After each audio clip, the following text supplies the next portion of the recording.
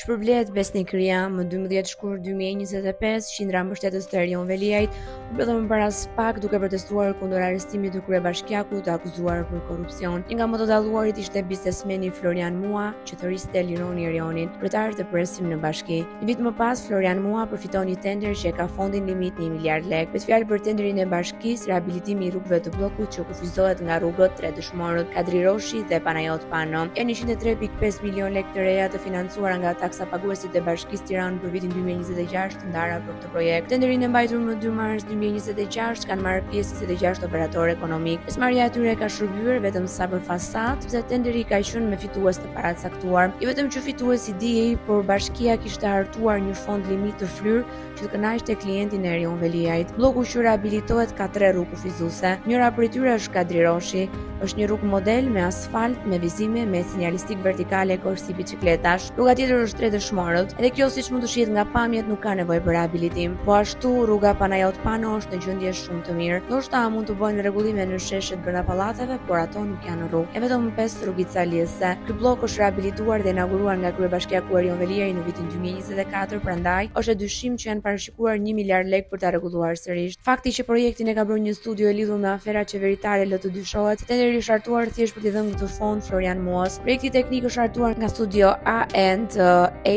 Engineering e drejtuar nga arkitekti Antela Çano. Ajo është marrë pandehur pak javë më parë nga prokuroria e posaçme SPAK për tenderat të dyshim në Bashkinë e Kolonjës. Për projektin e porositur nga Bashkia e Tiranës thuhet se gjatësia e segmentit rrugor është afërsisht 764 metra. Rehabilitimi i rrugëve të bllokut që kufizohet nga rrugët 3 dëshmorët Kadri Roshi dhe Panajot Pano kërkon rehabilitimin e 6 akseve rrugore, të gjithë elementet e infrastrukturës rrugore. Është projektuar një aks rrugor, aksi 1 nëpërmjet të cilit lidhen edhe akset e tjera, përkatësisht aksi 2, 3, 4, 5 dhe 6. Nga ana tjetër, ofertat e bëra me këtë tender nga kompanitë e nxjerrjes zbuluar bashkinë. Kështu oferta fituese është 594 milion lek pa përfshirë TVSH-n, ndërsa oferta më e lartë është 868 milion lek, cilin treg i gjendet shifrat Bashkisë Tiranë që llogarit fondin limit më tepër se 1 miliard lek, ndërsa Komisioni i Vlerësimit është kujdesur të eliminojë nga gara dhe ofertat më të ulta. Megjithëse kishte propozime më ekonomike, Internet SHPK do të shpallë fitues më 30 mars 2026 dhe shtuar nga Nuel Aristani të vazhdojë me firmosjen e kontratës. Shkrimet e konstatuara Open Data Albania ka shënuar procedurë me flamur të kuq të korrupsionit. Biznesmeni Florian Mua është pronar dhe administrator i kompanisë Internet SHPK.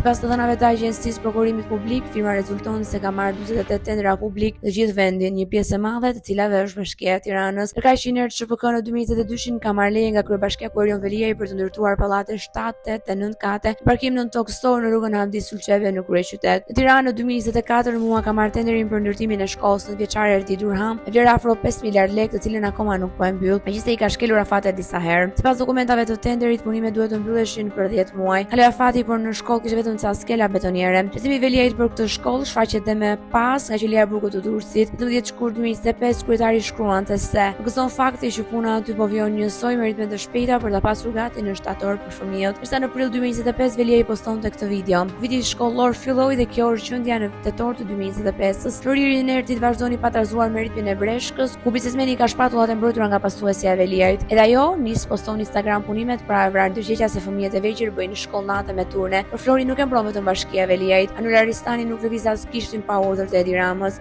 Kryeministri është parë duke inspektuar punimet e Inertit SHPK bashkë me Anuelën. Ndërsa para një muaji problemi i vonesës në punimet e shkollës arriti deri në parlament. Gjatë interpelancës të kërkuar me ministrin e arsimit Mirela Kumbaro në qendër të debatit ishte premtimi që nuk u mbajt hapja e shkollës në shtator të vitit të kaluar. Ministria nuk ishte një afase kur do të hapej shkolla. Datën e dinte vetëm Rama, Veliaj dhe Anuela që jepte tenderin tjetër Flori Muas, pa mbaruar punimet e shkollës. Në një të kohë, kompania Inert ka marrë një tender tjetër po në Tiranë, i është dhënë rehabilitimi i porojit të Gjerofsut të freskut me vlerë 700 milion lek. Po në Tiranë ka marrë tender për ndërtimin e strukturës mbajtëse të loftit 2 në Dajt. Tender të tjerë janë konstruksioni i shkollës Besnik Sykja, ndërtimi i urës në Zall Bastar dhe Streza për kafshët e Dacake. Problemi më i madh që lind nga pazaret e Anuelës për llogaritë të shefit që ka më sipër është pikërisht rreziku i cilësisë së dobët.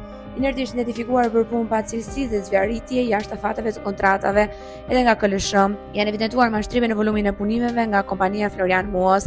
Në një raport auditimi të veprimtarisë së Bashkisë Elbasan për vitin 2022 kanë konstatuar vjedhja që ka bërë kompania Muas me punimet e riparimit të rrjetit të kanalizimeve. 29 dhjetor të vitit 2021 Irland Sinan, atë kohë kryetari i Bashkisë Elbasan, Ka shpallur fituese kompaninë Inertë SHPK të tenderit me objektin konstruksion dhe ndërhyrje në linjën Kuz dhe ndërtimi i sheshit të parkimit të varresave publike. Gjithë në këtë rast tregon se sa e pamëshirshme është kjo çet abuzueshit që përlajnë paratë publike, kur ato janë për varrezat.